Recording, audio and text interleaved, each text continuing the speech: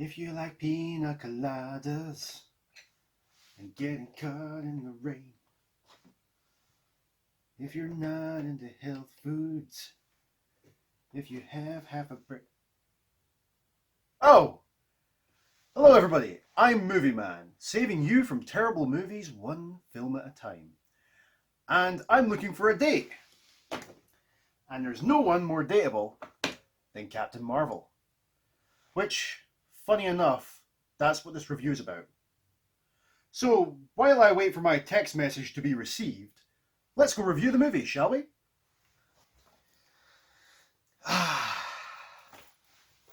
Okay. Right then.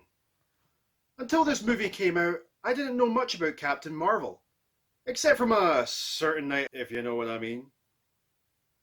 Anyway, being able to experience a character and a story with new eyes is refreshing and rare. But my opinion on this movie is mixed at best. So let's start off with the story, shall we?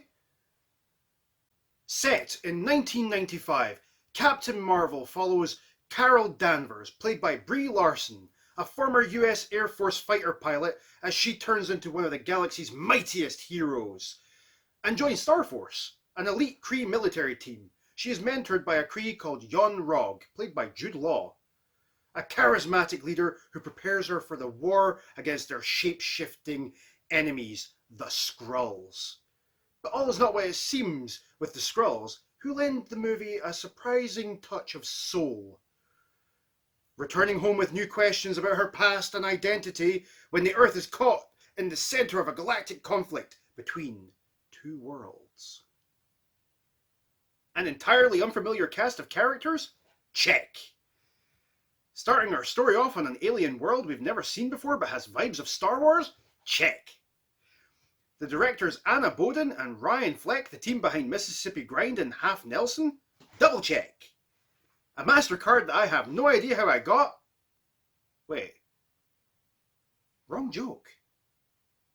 She's Marvel's first solo female lead, and a very interesting character because the film doesn't pause for exposition. If you're not one for reading the comics, you'll have to brush up on the Skrulls and the Kree also, due to both of these alien races being very prominent and vital to the story at hand. Unfortunately though, the movie doesn't give you much more info on them, other than them being at war with one another. But of course they are! We have a superhero to create! Due to one member of the Kree, Ronan, appearing in a previous film, that being The Guardians of the Galaxy, it makes this film feel like it was always meant to be a part of the great Marvel tapestry. He even gets a cameo in this movie too, and we all know what his fate is. Did I mention this movie's a prequel? No? Well, too bad. It is. There's a lot to take in here. A few pauses in the first act might have been nice, and the film is so anxious to emphasize Carol's toughness that sometimes forgets to allow us a glimpse into her insecurities. Brie Larson comes off as a charismatic warrior, but starts to become a bit wooden towards the end. But I think this was intentional, as she had finally grasped her mentoring from the start of the movie. Carol Danvers is an ideal female hero. She's Wonder Woman without the sexualization, and Black Widow without the moral dilemma. Larson quickly convinces viewers that she's the right person to be Marvel's most powerful superhero. Arguably. Girls everywhere can see themselves as her. Still, once Danvers teams up with Fury, their odd couple behaviour knocks it out of the park. Or should I say, out of this world? Eh? Eh? Okay. There are some fun fight scenes highlighting Danvers' determination, and the delight of seeing Fury having things explained to him for once, and try to fight his own battles too. The slapstick comedy of Fury's fighting these alien Skrulls is gold. There is also a friendly cat called Goose, who takes a shine to Fury, and threatens to steal the entire film. And probably devour it too. Yeah. As Danvers spends time with Rambeau, we get our first real glimpse under her skin. This is represented by Rambeau's daughter, who reminds Carol of her humanity. In its last act, the film shows us its full potential. Carol Danvers' final battle offers a radical message and becomes a powerful metaphor for what could happen if we stop waiting to be told that we are enough. When we stop looking for approval, we can become literally godlike. This is not another cheap girl power cliche. If that makes it hard for some viewers to relate to her, she'll deal. It also makes me want to see what they'll do next with Carol Danvers. As a buddy comedy, it's fun. As a superhero film about a powerful woman with personality, it's essential.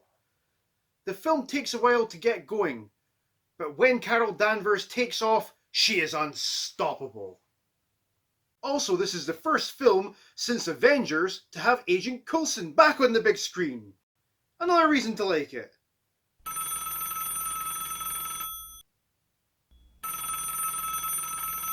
Yes! Finally!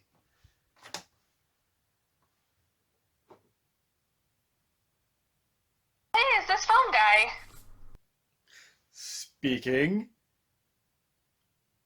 Wait. I'm sorry to have to tell you this, but I can't see you anymore. The truth is, you were just a phase, you know? It wouldn't really work out between us. After all, I'm an A-list superhero and you're a C-list unknown. Plus, it was supposed to be a fling, and I really haven't got time for more. After all, I have more than one planet to protect. You're a good friend, but that's it. Okay, bye. What?